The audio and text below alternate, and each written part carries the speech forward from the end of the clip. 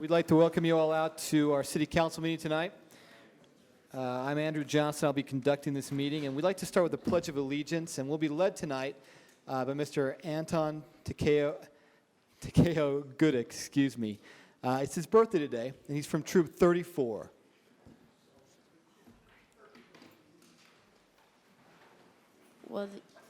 Will the audience please stand?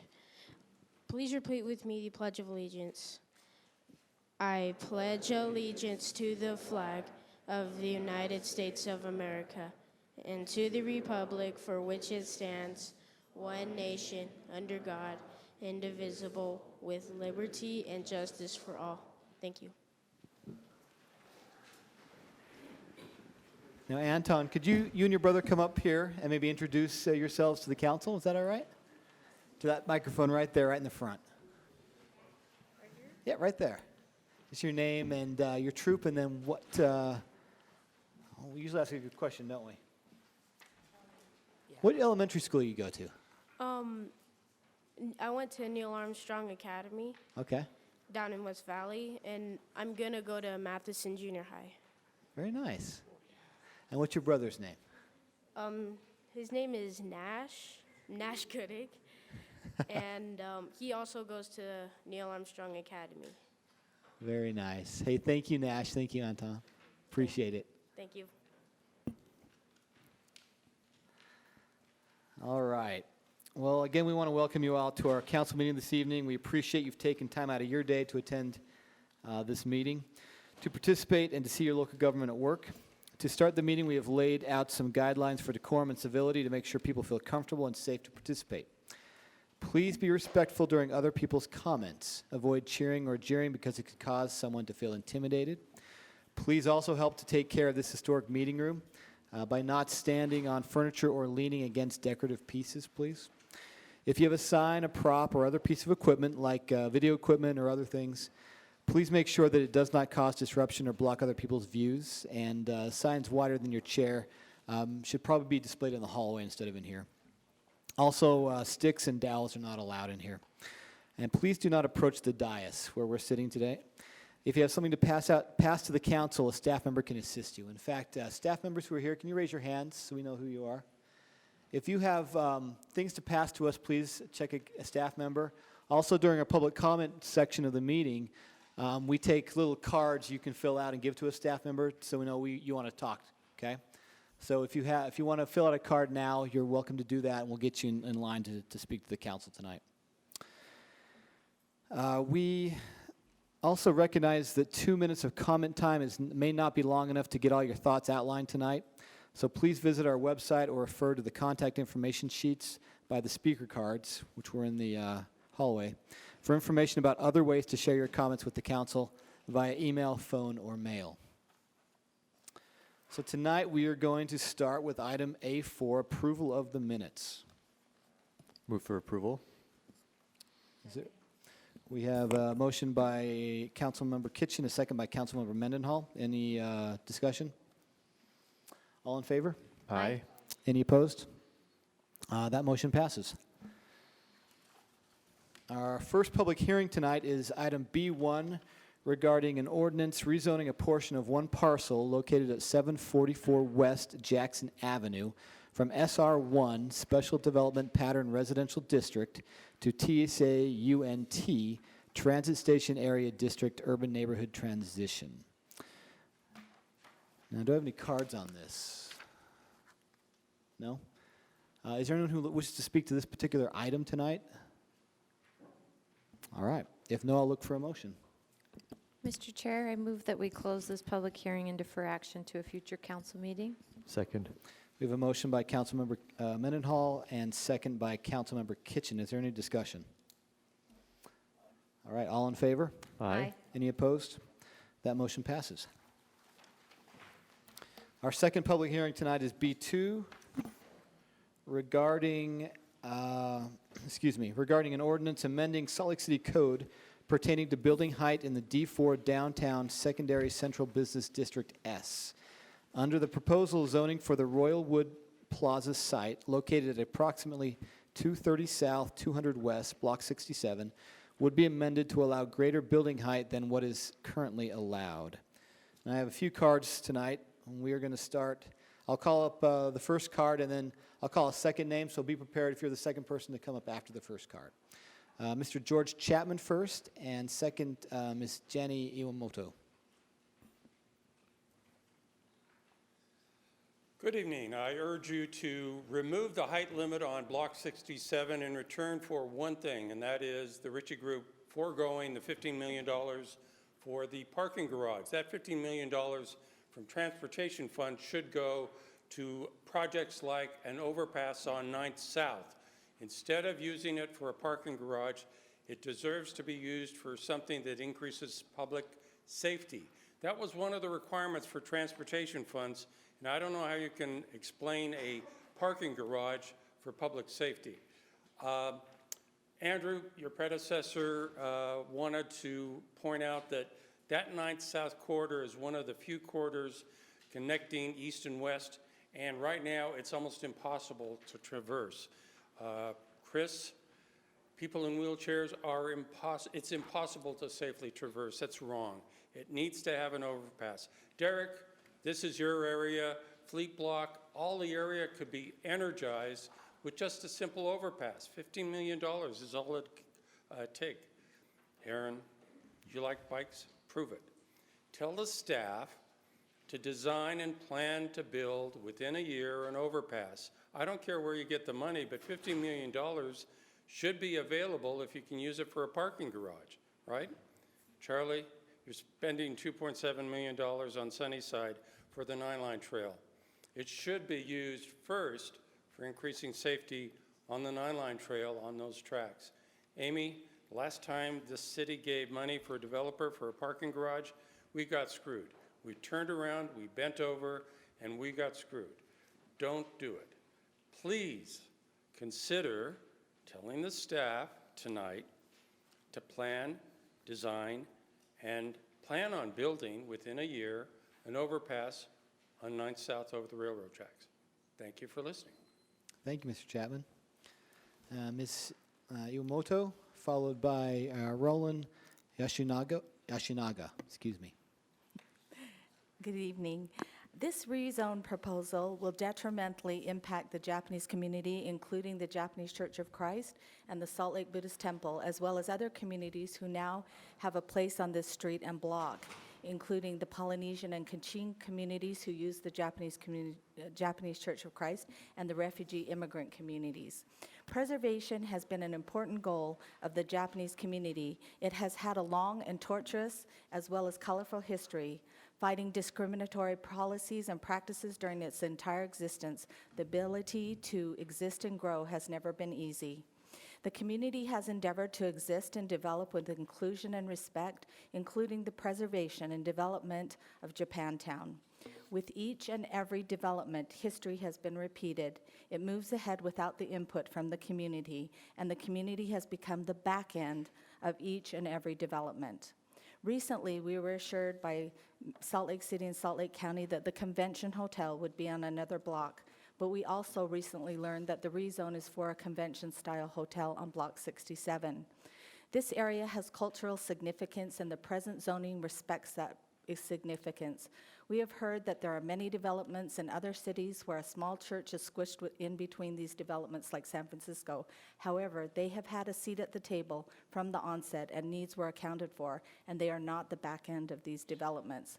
We see the importance that the local communities and the communities at large on which it is developed in the communities, especially recently, for example, with the Olympia Hills development and the Cottonwood Mall development. What is clear is it isn't all about density, it isn't all about money and power, and it isn't about the development over historical preservation. The Japanese Church of Christ is celebrating its 100th year anniversary on August 25th. The Salt Lake Buddhist Temple celebrated their 100th year anniversary a few years ago. We hope you can understand and empathize with what this area, what is left of this area, means to our communities, and to honor the past, to embrace diversity, to work with us hand in hand, and not to repeat history. Thank you. Thank you. Roland Yashinaga, followed by Shu Cheng. Thank you. Changes such as this is not in the best interest of the historic Japanese community that's been on that block for more than a century, as Janie said. The unlimited increase in height and intensity that comes with the D1 zone is detrimental to this culturally sensitive area.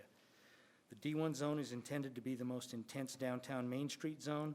Bringing a Main Street zone to Block 67 is inappropriate without adequate planning.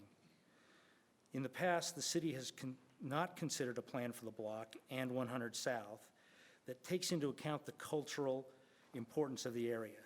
As a result, 100 South has become the backside of the Salt Palace and soon to be the backside of Phase 1 of Block 67. Development projects are met with opposition because there's no community-driven plan and zoning decisions are made based on the immediate needs of individual property owners. Adding a high-intensity zone for which we can predictably expect another 100 South backside is not the way to build a diverse, vibrant city. We respectfully request that the city deny the rezone application. It's time for the city to consider making 100 South the front side of something before it makes the situation worse. Thank you. Xu Cheng, followed by Raymond Uno.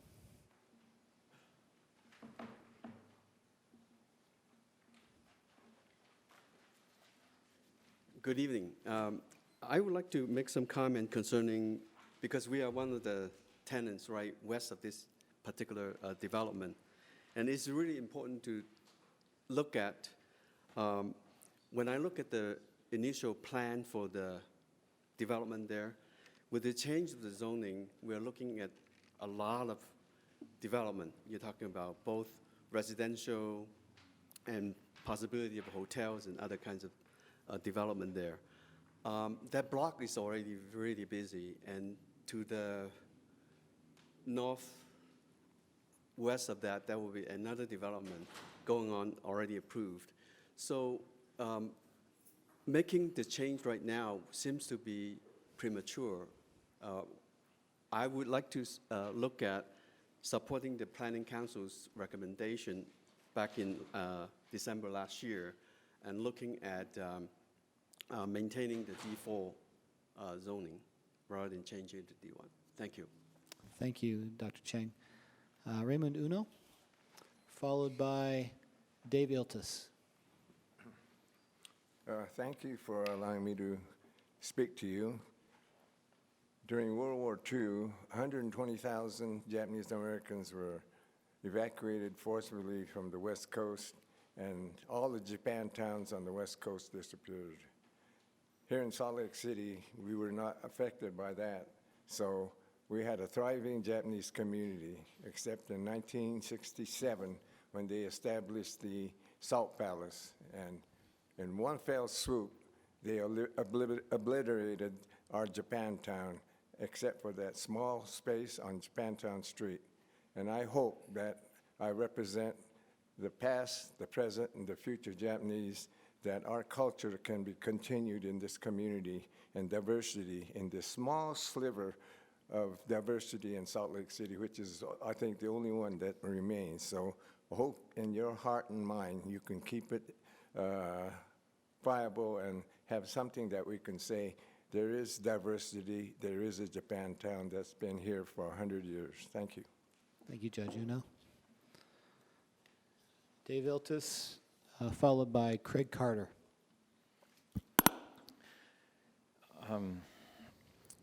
Buried in this proposal, my understanding is there's a $15 million subsidy for a parking garage.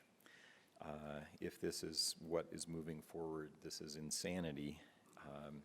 Subsidizing parking in Salt Lake, where we have tons of parking already, is not a healthy thing to do for Salt Lake City.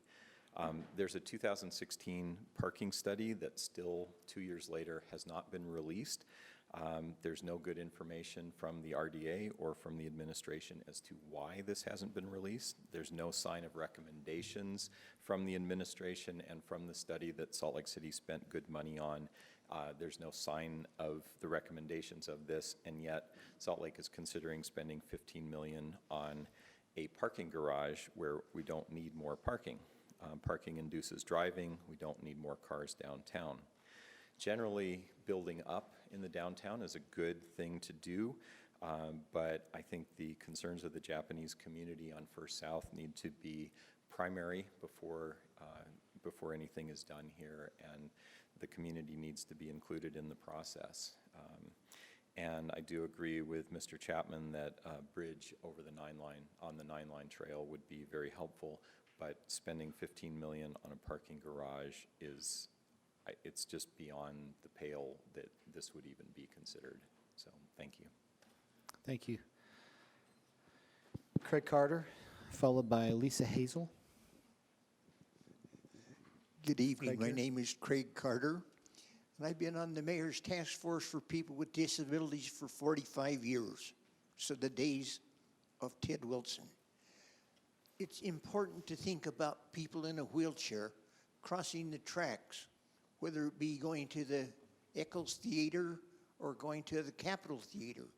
The proposal to put a bridge across 9th South makes a lot of sense, to look at people with disabilities to be able to transfer and get across that area. Thank you very much for your consideration. Thank you, Mr. Carter.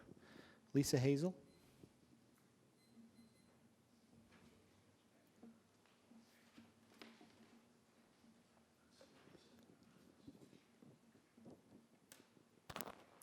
Hello, Council.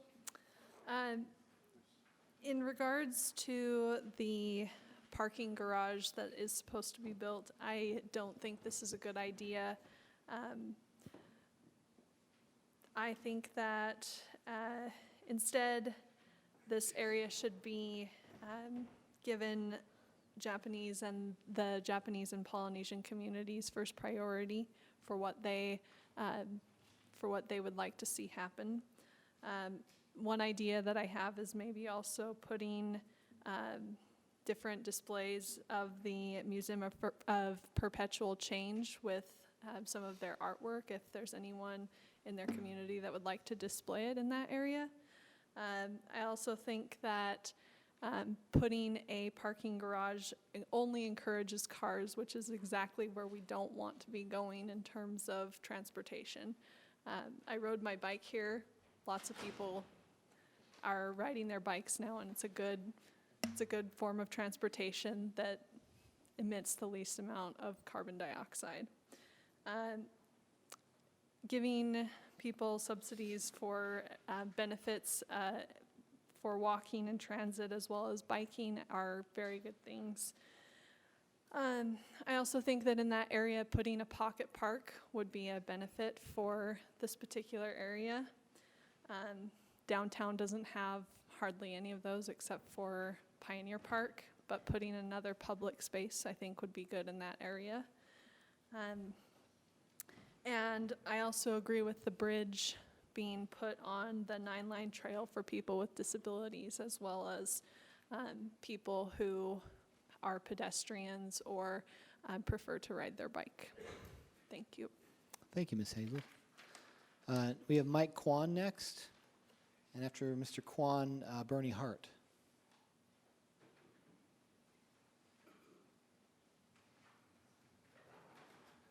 May it please the council, thank you very much for hearing me tonight. I'm president of the Chinese Railroad Workers Descendants Association, and I'd like to tell you a story. There used to be a thriving Chinatown right down the street here in downtown Salt Lake City. But over time, it was taken and it was lost. And now we're struggling today on how we tell that story of how we have been a part of this community and the nation at large since the 1860s. But we don't have that example because of progress. At the time that was taken from us, we had no voice. We were not allowed to speak. A Chinese person couldn't come to council and address the council. They were not allowed. We couldn't testify in court about crimes that were committed against our community. Once you lose Japantown, you'll never have it again. The diaspora of the community won't allow it. You need to understand the importance that this has to us. And I'm not the guy who's going to stand in front of a tank to stop progress. I understand there are probably sound economic reasons for having this, but economics should never trump historic values and the needs of the community. And we are part of this community. Thank you very much. Thank you very much, Mr. Kwan. Bernie Hart.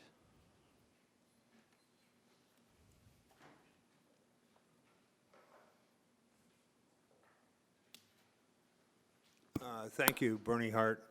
I didn't really expect to speak to this issue, but $50 million for a parking structure in a city that's really trying to lower impact of emissions and the carbon footprint and other, anything that encourages parking or cars coming into the city just doesn't make sense to me. And I wonder, I just left 6 South and or 6 East a few minutes ago, and I went by Smith's, and it's got a sizable parking garage out in their lawn there, and they're going through their own expense to tear it down and build a whole new structure. And I was wondering why the city is choosing to put a lot of money into one development and not the other. Isn't Smith a good, partner in the city? Maybe you could, I don't understand the economics of where one entity pays for their own parking garage and another one gets assistance from the city, unless they're, putting 50 affordable units in or something that's going to benefit anybody other than the developer or the project itself. Maybe there's something I don't understand, but it just doesn't make sense to me. So thanks for letting me talk. Have a good night. Thanks, Mr. Hart. That is the last card I have. Is there anyone else who wishes to speak to this particular item tonight? Raise your hand and then come on up. And after your comments, make sure you fill out a card with one of our staff members. Thanks. And please state your name when you come up. Yes, my name's Jason Newitt with the Ritchie Group as part of the applicant, and I want to thank the council for their consideration tonight and thank this great community behind us for their thoughts. Recognize development's hard. It comes with different things. We appreciate the Japanese community. We don't want to see them suffer or fail. We want them to be successful. We want them to be part of a thriving community, which includes many cultures and many historical representations that they bring to that area. We have a meeting with the RDA that the RDA is setting up to meet with them to discuss how we can find solutions that are in the common interest of the project. And we look forward to that and finding ways in which we can find wins for them and wins for us and make the project work and still find homage to their past and their great history, and as well as find ways in which we can support their festivals and other things that are important to them. I appreciate the comments on tax dollars. I recognize that there are different opinions on that. There is parking available in different parts of the city. Proximity is an issue when you do a development.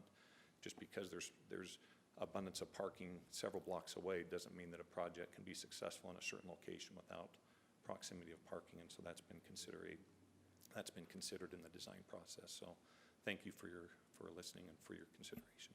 Thank you very much. Is there anyone else who'd like to speak to this topic tonight? All right, come on up, man, and make sure you fill out a card right afterwards, all right? And if you'll state your name when you come up as well, appreciate it. Thank you. My name is Laurie Noda, and I'm a former planning commissioner.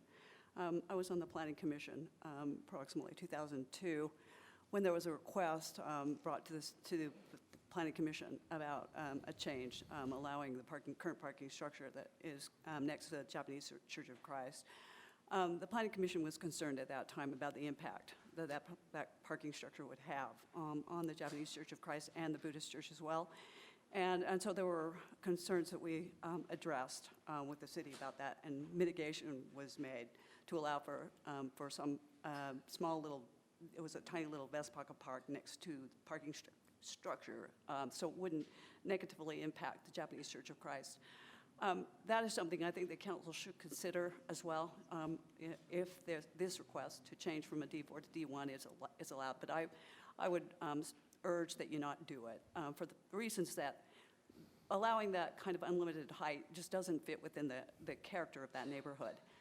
The density is a big concern, and it was a concern from the Planning Commission a decade ago when we had this issue of the parking structure that's currently there now.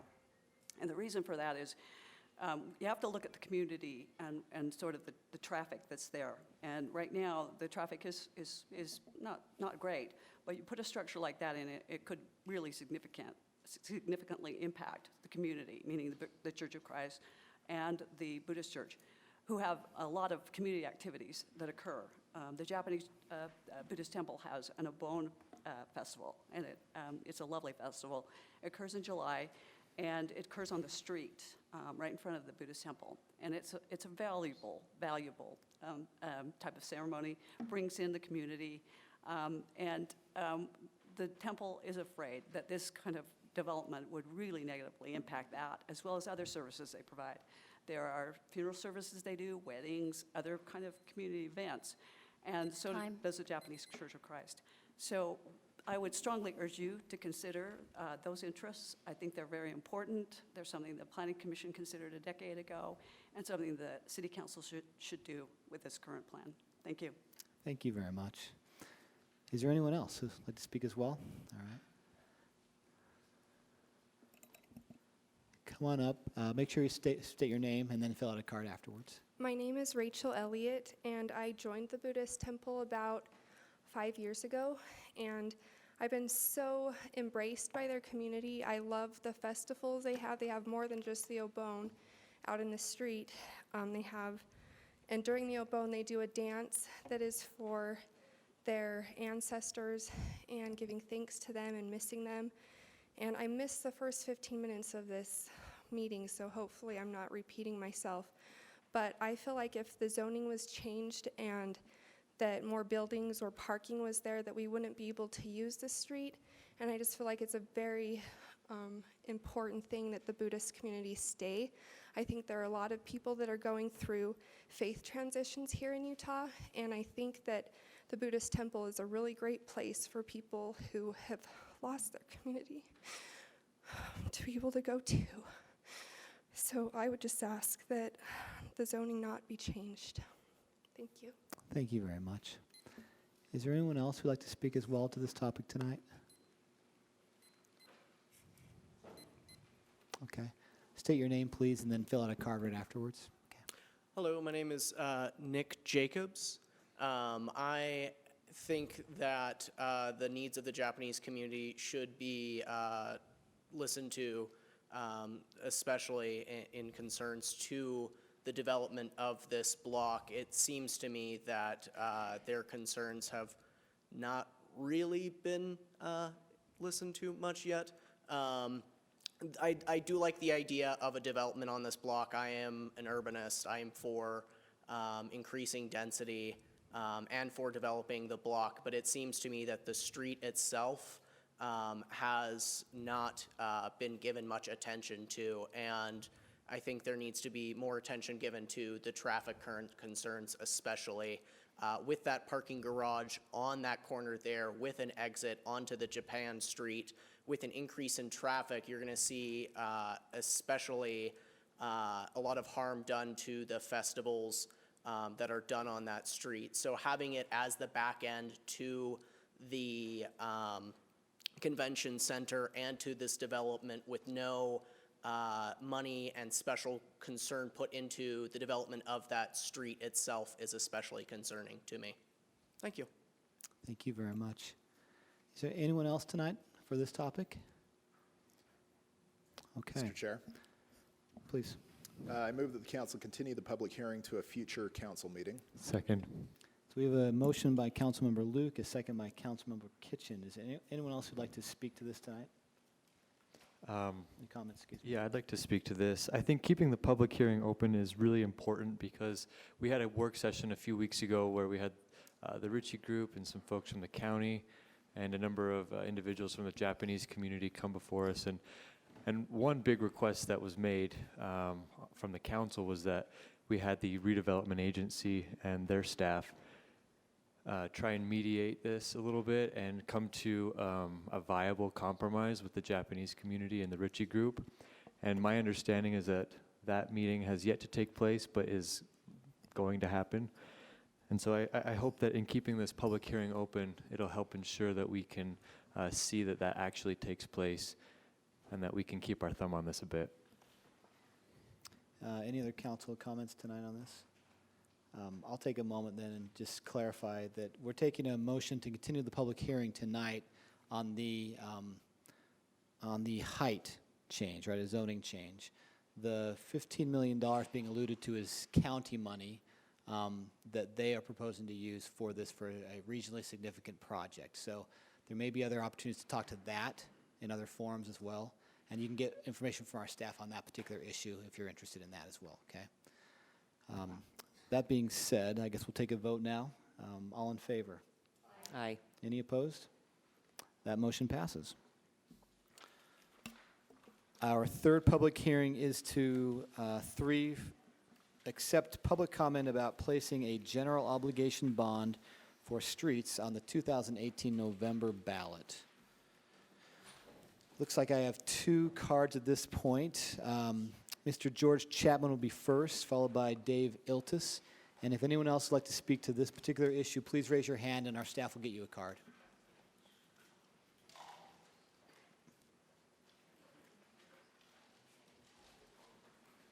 Just two comments. This is one of the most important issues this year. Come on. Okay, you already know what I think, but forgive me for repeating myself. And essentially, I'm really concerned the highest priority should be healthcare expansion this year. But if you put the bond on the ballot, that's a $46 tax increase. It is. And that's going to turn off maybe enough votes to lose healthcare expansion. I think healthcare expansion should be the priority. You shouldn't be trying to put anything on the ballot that could hurt healthcare expansion. You already have a ballot question on 10-cent gallon tax increase. You already have the healthcare expansion tax increase. And in the back of the mind of the voters, you're going to have a prison sales tax increase. You're going to have property tax increase and a whole bunch of other tax increases, and they're going to just start shutting down. So I'm begging you not to put the bond on the ballot, not to risk health care expansion. And I also want to remind you that you already have the prison tax that's supposed to go for streets and transit. You already have Prop 136, that we voted against, but now we can use. So you're going to have transit funds, you're going to have street funds, and you really don't need to have the bond. Another reason coming that Dave, I think, is going to expand on, and I think Charlie mentioned earlier today, you need to have a list of exactly where the money's going to go.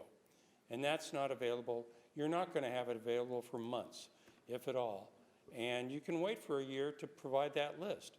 You need to have a list of exactly where the money's going to go. If you don't, when they go into the ballot box, they're going to think you're going to be spending on vanity projects.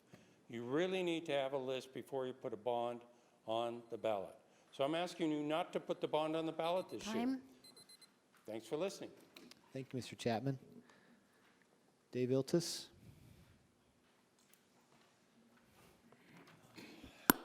Hi, my name's Dave Iltis. The bond should be a transportation bond, not a pothole fixing bond. This bond is about as boring as paint that hasn't even started drying yet. The current bond has no vision whatsoever. It's abysmal in the presentation. It's about looking back and not forward. Salt Lake City needs to modernize its transportation system. We have a complete streets ordinance that is really not very good. It only applies in limited circumstances. Fixing that should be a prerequisite before a penny is spent on the bond, from the bond. The Salt Lake City Transportation Master Plan, which the bond and the repairs of streets will fit into, hasn't been updated since 1996. That's abysmal. And really, the council needs to dedicate some money and work with the mayor to get the Transportation Master Plan implemented before you spend any money on the bond whatsoever. There are two other things that the council ought to add to the bond. One is $5 million to accelerate the completion of the bicycle pedestrian master plan. This is the most efficient use of our money to get towards a carbon-free transportation future. It's the best return on investment that you can do, bar none. The second is the Salt Lake City Trails master plan is about to, it's in the process. They're going to release a draft shortly and add $3 million and keep the council promise that you made in 2015 to revisit the recreation in Salt Lake. The council promised in this room to revisit the recreation aspect and to do that in 2016, and that never, ever, ever happened. And this is one of the things that Salt Lake City residents want more than anything is more trails. Time. So in conclusion, please modernize the transportation system. Don't just have a bond to fix potholes, and please use the bond to do so. Thank you. Thank you, Mr. Iltis. Looks like Bernie Hart would like to speak. Is that right? Come on up and fill a card out afterwards if you wouldn't mind. Oh, and please state your name as well for the record. Bernie Hart. Yeah, I am still concerned about all the issues that impact bringing traffic into the city, whether it's the roads, improving the roads. It's all focused on old ways of thinking about a problem, and that's always my concern. Old ways of thinking about a problem don't solve problems. They just continue the same patterns of failure that we've had in the past. So something occurred today that I'd like to have you consider in riding around the city on my bike all day. I was invaded everywhere by these stupid green scooters. I couldn't turn anywhere that I didn't see some young person having a blast on a green scooter going everywhere. It's a new tool. It's a new thing. It attracted people. It got people excited. It got people doing things in a different way. I don't know what you do to use the same thinking and the same style of dealing with a problem of transportation, because all it is an alternative form of transportation, no different than anything in the field, but it's different, and it got people excited. You have to start thinking in the same way about our transportation problems and getting people on tracks. Give that $15 million to free ridership and give everybody a scooter when they get off the tracks, and you won't have a transportation problem in a city. Just think out of the box. Please start thinking differently. You might even have some fun doing it. Okay, thanks. Thank you, Mr. Hart. Is there anyone else who'd like to speak to this item tonight? Oh, I'm sorry. Come on up. If you wouldn't mind stating your name as well. Hi, my name's Lisa Hazel. In regards to the bond, I think that in general it's a good thing. However, I do think that the mayor and the council should work together with the community to write up a vision. Consequences of not having a vision equals keeping the status quo, which then in turn keeps innovation from being obtained, and then no innovation will keep the temperature rising on the planet. Now, it's okay to initially be wrong, as this particular bond in terms of what it's doing is a good thing, but the vision of it is currently not okay. But if you're initially wrong and you're willing to fix it, then the problem will resolve itself. But if you ignore the problem, then there will be no vision for no vision for this to be as good as it could be. And it will cause everything to just get fixed, which that's great, but how is it that we're going to be better and be in the 21st century if we're not willing to look at problems in a new way? Thank you. Thank you, Ms. Hazel. Is there anyone else who'd like to speak to this item tonight? All right, seeing none, I'll look for a motion. Mr. Chair, I move the council close the public hearing and defer action to the August 14th meeting. Is there a second? We have a motion by Councilmember Kitchen, a second by Councilmember Fowler. Is there any discussion? All right, all in favor? Aye. Any opposed? That motion passes. Now we are at section C, potential action items on our agenda. Item C1 is regarding an ordinance that would rezone the northernmost 100 feet of the property located at 475 South, 300 East from public land PL2 to TSA UCC, Transit Station Area Urban Center Core. Mr. Chair, I move the council adopt an ordinance amending the zoning for a portion of the northern end of the property located at approximately 475 South, 300 East from PL2 to TSA Urban Center Core. Second. We have a motion by Councilmember Kitchen, a second by Councilmember Fowler. Any discussion? All in favor? Any opposed? The motion passes. Next we are on to comment section of our agenda. Are there any questions of the mayor? I believe Deputy Chief of Staff David Litvak is here. Thank you very much for being here. Any questions from the council?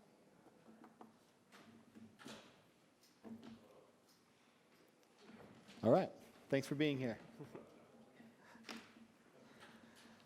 We are at item D2. We will now be taking general comments. I will call people based on the comment cards that have been turned in. They're yellow ones at this point. Just like the public hearings, I will call people two at a time. The first person please come forward, and the second person be ready to follow them. Comment time is limited to 2 minutes per person. You cannot combine time with another speaker. And as a reminder, please help create a civil and respectful meeting by being respectful during other people's comments. No loud noises or other disruptions. Do not block other people's views with signs or other items. And please let council staff pass out any handouts you may have. We are going to start tonight with Polly Hart, and following Ms. Hart, Bernie Hart.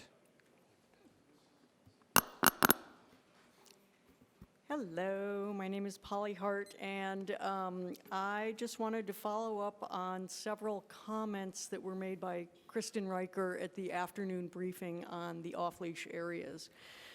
For starters, I was rather surprised to hear her say that there are currently no off-leash area sponsors, park sponsors. The sponsorship program was created by Resolution 52, and only one off-leash area has been successfully created through Resolution 52, and that is Parley's Nature Park.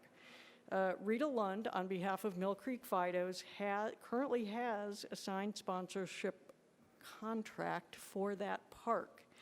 To the best of my knowledge, and she confirmed to me that it has never been canceled. Also, since 2001, I have been the unofficial sponsor of Memory Grove. In 2001, while I didn't sign a contract, the Parks Department gave me a key and an unending supply of dog bags.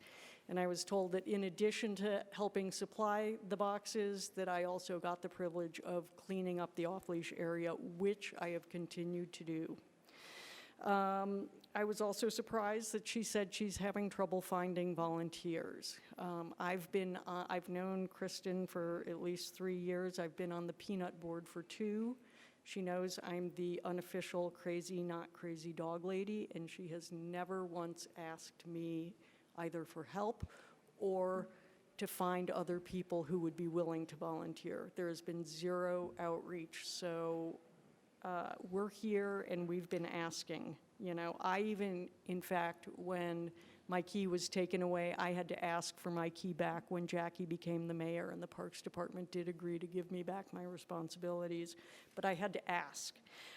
Kristen also stated that she would love to create a large off-leash park. I will wrap it up.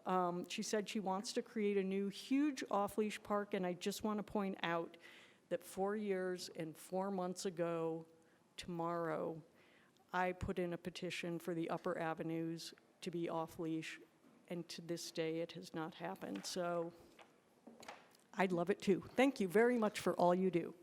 Thank you, Ms. Hart. Bernie Hart, And after Bernie, George Chapman.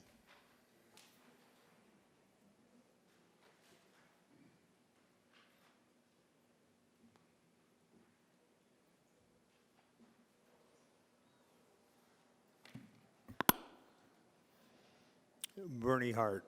I'd like to return to the subject of homelessness. I'd like to organize a green scooter tour of 4th South and 4th East and 5th East and 6th East. And I'd like to have Representative Councilperson Kitchens probably lead it. A lot of the homelessness on the streets, on the curbs, on the sidewalks, you know, in front of businesses, it seems to increase every day. For some reason, all those effective programs that were proposed down at the Rio Grande haven't really impacted a lot of the community. It seems to just have shifted the problems somewhere else. And I'm looking to talk to people that may have suggestions as to what to do about that beyond more policing and more enforcement, because that's all I get. I spoke to Captain Garcia from the state police today. He seems to be pretty pleased with his efforts and the efforts of the state police in solving our homeless problem within Salt Lake City. I don't see a lot of action on the part of the mayor's part or my council person in addressing those issues in my district that are of my concern. And nothing seems to change. So a scooter tour maybe, so that we get a little realistic outlook at what it is.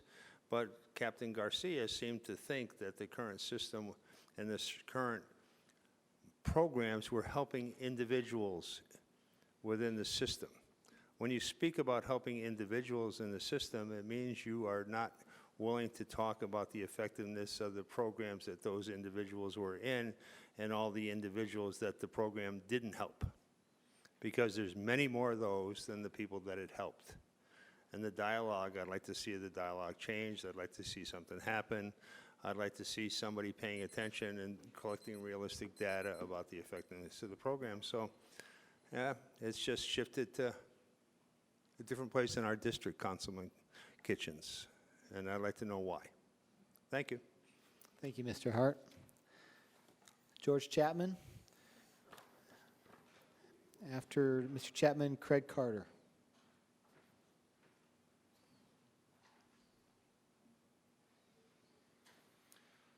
Let's talk about impact fees. We doubled impact fees in the last year, and we cut housing starts in half. Is that sinking in? We doubled impact fees and housing starts decreased. We doubled impact fees on apartments and houses, essentially. That's an issue that you need to be discussing with the administration. You're going to have to work together on this. This is not you get to do it or they get to do it. You have to work with the administration. I want to emphasize this. We need 7,000 or 8,000 housing starts a year to get back to where we should be, and we're only doing 1,000. Anything you can do to work with the administration should be the highest priority. No blame, no excuses. You need to do something about it. You're returning $5 million of those impact fees this year alone to developers. You're returning about $9 million scheduled for next year. That's how bad the impact fee issue is. You need to put highest priority in the next month or two to revisiting the impact fees because they're not working. You reduced impact fees to almost nothing for commercial stuff and office stuff, but housing, it looks like the impact fees destroyed housing starts. So please put priority on that. Regarding the scooters, so we can ride scooters downtown on sidewalks now, but not bicycles. That doesn't make sense. You have a discussion at the legislature on the 15th, and I urge you to ask the legislature to increase the penalties for negligent injury while driving on the sidewalk with a bicycle, scooter, or skateboard. And that might help solve the issue and concern about riding bicycles on sidewalks. Bicycles on sidewalks downtown should be legal every green bike user, tourist uses it. Thanks for listening. Impact fees. Keep thinking. Thank you, Mr. Chapman. Craig Carter, and after Mr. Carter, Dave Iltis. I'm just going to add a little bit to things. We have a committee that deals with disabilities. I'm not speaking for that committee because we haven't had a meeting this month. But the people with disabilities need to have access through the city. And I mentioned First South, Second South, Ninth South. Let's think about it. Provide something for the disabled community because they need it and want it. Thank you. Thank you, Mr. Carter. Dave Iltis. Following Mr. Iltis, Jeff Bear. My name's Dave Iltis. I wanted to talk a little bit more about the parking study. In 2016, this was presented to the council and the RDA. It was sent over in a transmittal, so it's a public document. However, it has not been released. It's something Salt Lake City spent good money on this. There were supposed to be two components, one of which was a current conditions assessment, which is in the transmittal, and the second is future recommendations. That's as far as it got, as far as I know, is the current conditions. There's no sign of any future recommendations. Parking directly relates to driving. The more parking you have, the more it induces driving, and the less walking, the less transit, and the less bikes we have downtown. Salt Lake wants to move towards a carbon-free future. You need to start with good, solid parking recommendations to make the downtown healthier instead of having, well, currently free parking and car storage on the streets. You know, modernize the parking for Salt Lake.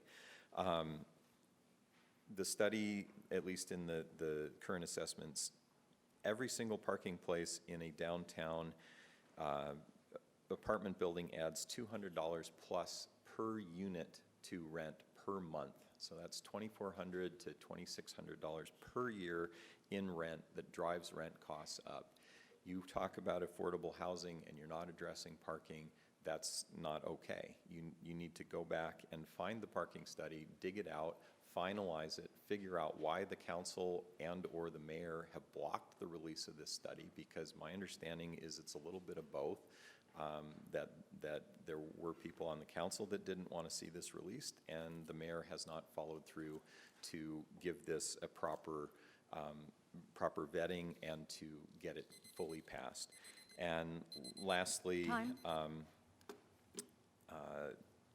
yeah, this would probably negate things like the $15 million subsidy for a parking garage. Thank you.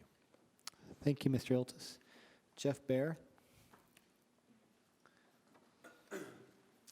Good evening. I work at the Tribune Building at the Gateway, and we seem to be ground zero for all the scooters. They're everywhere. Yesterday I walked out the front door to go to lunch, and a Bird scooter came and almost completely knocked me on the ground. I called Bird today, and I talked to them about it. They said you're not to ride on the sidewalk, and they said that their app pops up and tells you that when you rent. I called Lime, and they said it's on our website. I said, I'm looking at your website, it's nowhere. She finally relented that it was when you create an account, it tells you you can't ride on the sidewalk. I asked if it pops up when you rent, and she said, no, it's only on the website. I said, don't you think it'd be helpful if it would pop up on the app? She finally just said she would pass the comment along to their developers. I know that it's, we're in an evaluation period, I believe, and we can give feedback. I think that's a valuable feedback. I also think that there needs to be an effort to get it out to the public that you can't ride these on the sidewalk. That doesn't seem to be the message. Everyone's riding them on the sidewalk, everywhere that I've seen. So I just wanted to pass that feedback along. Also, about a month ago, I brought up the issue of slot homes, or otherwise called sideways homes. There's one at about 621 East, 1700 South. It's all stucco. It's an eyesore. Denver City Council just outlawed slot homes. After over 20 years of seeing them, I gave everyone a study that they did that talked about how they're detrimental and ways to reduce the detriment to neighborhoods. Mayor Biskupski said she was going to have someone call me. No one's called me. Density isn't a bad word. A lot of people think it is. Density is not a bad word. But there's going to be more and more of these type of developments going in, and I think the city council needs to get ahead of it. And again, that evaluation and study had so many good points, and I really hope that you all will read it. Thank you. Thank you, Mr. Bear. Is there anyone else who'd like to speak to our general comments tonight? Come on up.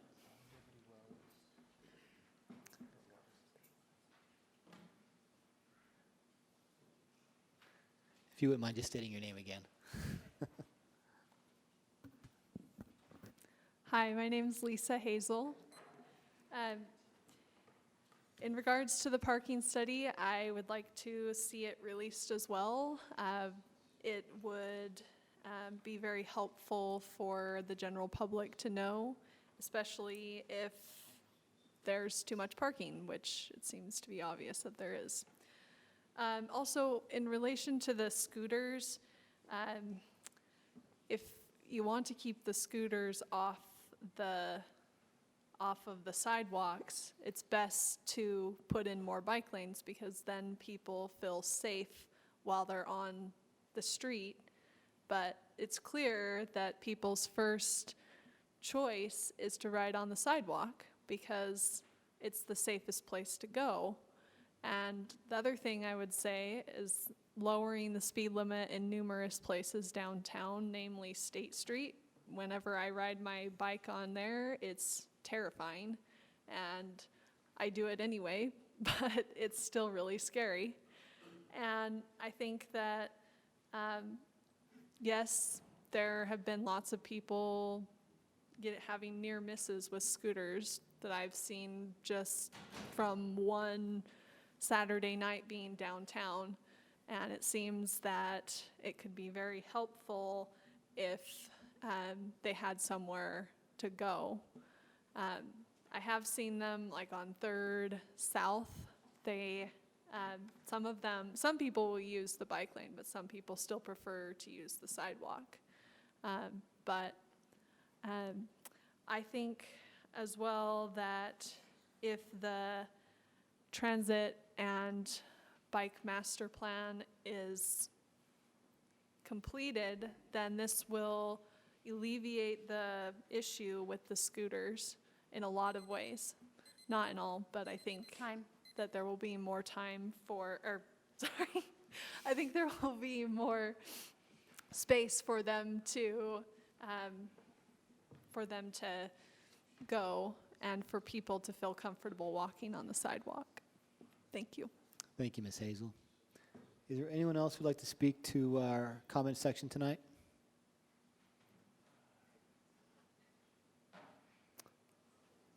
All right.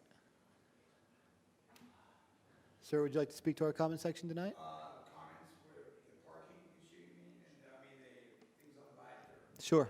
Anything you'd like to talk to? You have 2 minutes to talk, however you like to talk. If you wouldn't mind stating your name, though. Yeah, Scott Aaron Jeffries.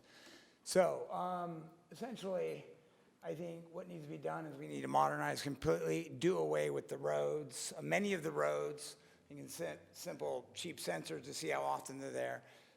Assist homeowners to actually just sort of slope it down and park underground somewhere on their property, even if they don't have quote-unquote parking spaces. Get rid of the roads, have a 4-stage essential agreements with communities, whether they want to grow food and then donate, or have it public spaces, or parking you could do, or set roadways as you've somewhat tried to do in some plans that I've seen here and there, like the Sugar House, but for walking and pedestrians. But a lot of these roads are wasted. They're very expensive. That's why we're trying to raise more money. So The 2 minutes is up. You need to essentially focus on getting rid of useless roads, also putting electricity quickly underground, which frees up a lot of space so you can actually now build houses, actually make money, which could partially be with communities depending on what agreement level they are at. That would be in certain stages. So that would deal with the issues of parking, this, that, and the other. There you go. If you want more details, of course, I'll lay it out for more or less busy city, larger cities, but this one could be representative. Thank you, Scott. Appreciate it. Is there anyone else tonight? All right. Seeing none.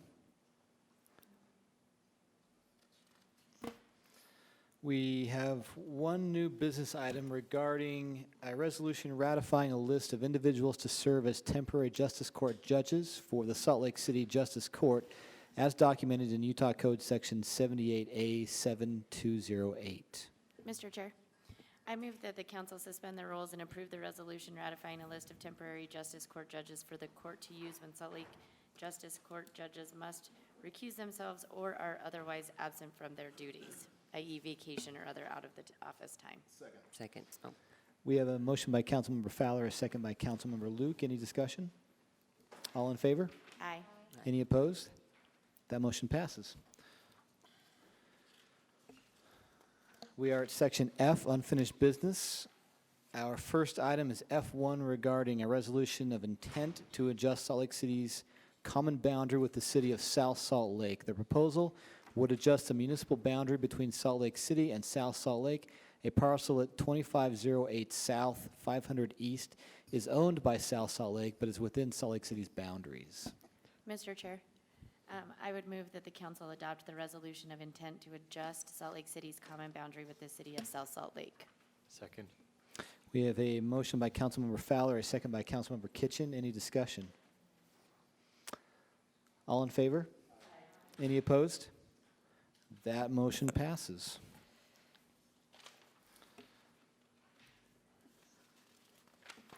Next is item F2 regarding an ordinance amending Salt Lake City Code relating to the green vehicle parking program. Mr. Chair, I move that the council adopt an ordinance amending Salt Lake City Code Section 12.56.205, which regulates the Green City's green vehicle parking program. Second. We have a motion by Councilmember Mendenhall, a second by Councilmember Kitchen. Any discussion? All in favor? Aye. Aye. Any opposed? That motion passes.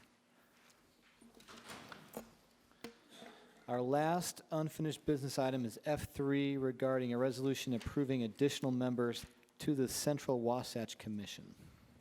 Mr. Chair, I move the council adopt a resolution approving additional members to the Central Wasatch Commission. Do I hear a second? Second. We have a motion by Councilmember Kitchen, excuse me, a second by, I'm losing my train of thought right now, Councilmember Wharton. What time is it? It's not that late. My bedtime was 10 minutes ago. Is there any discussion? Yes, please, Mr. Please. Chair. At our council work session on this item, we know that we're the last body to approve these new members to the Central Wasatch Commission, and I brought up the question of the commitment of these new members to the pre-existing Mountain Accord agreement that took years and hundreds of people and probably thousands of hours to come to a consensus on, but it did come to a consensus, and as a result of our work session discussion, our staff and the administration followed up with these three new appointees, or new to positions here, and to check in with their agreement with the Mountain Accord. And so I wanted to make it known for the public record tonight, and I also would like to request that our staff share the letters that were submitted to the council as a question of that, the result of our work session the other night, so that the letters can be recorded in the public record as well for tonight. Thank you. And I just wanted to note a couple of statements from each of the mayors that we heard from. The first is from Mayor Jeff Silvestrini from the city of Mill Creek, and he was asked to comment on Mill Creek's commitment to the principles of the Mountain Accord and to its implementation. He said that Mill Creek is fully committed to both. He mentioned his remarks to the Central Wasatch Commission concerning Mill Creek's application for membership, also that their city is fully prepared to invest the time and treasure required to protect and preserve the Central Wasatch Mountains for ourselves and our posterity, and that's signed Mayor Silvestrini. Mayor Andy Bierman of Park City said that Park City has always been a committed and long-standing member and supporter of the Mountain Accord and now the Central Wasatch Commission. Park City firmly believes that our efforts, both financial and staff support, have been and will continue to be a necessary component to successfully implementing the strategies of the Accord. And I know that Mayor Andy Bierman was a critical part of the whole Mountain Accord process. And then finally, Mayor Harris Sondak, the mayor of Alta, and in his final paragraph of the email we received, he said, "I know that I am committed to protecting the environment and natural resources, ensuring high-quality recreational experiences, enhancing regional transportation, and strengthening the regional economy, which are the goals stated by Mountain Accord. As I have expressed to the Central Wasatch Commission, I have requested that Alta be a member of the commission so that we can contribute to the implementation of the Mountain Accord." And I wanted to publicly thank the mayors for responding to our request for them to specifically address the Accord. A lot of that happened before this body was the body that we are today, but the process that it went through, I think, was remarkable, and it took a great deal of effort to come to consensus, so it's important that that consensus continues at this point, and we appreciate the mayor's commitment to that. So with that, I'm ready to vote. Thank you for the time. Thank you very much, Councilmember Mendenhall. At this point, we'll take a vote. All in favor? Aye. Aye. Any opposed? That motion passes. We are now at the consent portion of our agenda. Before I look for a motion to approve the consent agenda, we are pulling item G3 that sets a public hearing for the dog off-leash amendments, since the council first will have to have a follow-up discussion before setting a public hearing date. Is there a motion? Mr. Chair, I move to approve the items listed on the consent agenda. Second. We have a motion by Councilmember Wharton, a second by Councilmember Kitchen. Is there any discussion? All in favor? Aye. Any opposed? That motion passes. This concludes our formal city council meeting. Thank you for your attendance tonight, and this meeting stands adjourned.